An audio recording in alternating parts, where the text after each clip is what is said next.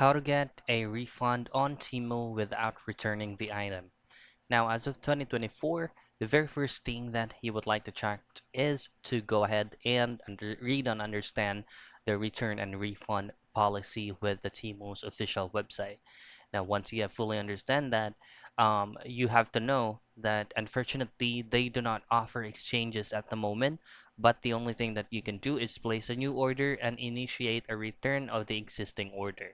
Now, it usually takes a refund usually takes up to within 90 days from the purchase date.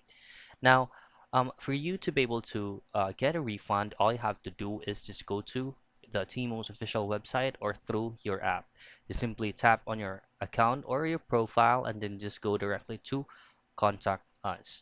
Now, there will be a pop-out window right here, like a small chat box, and all you have to do is just follow around these processes right here for you to be able to go directly to a live agent.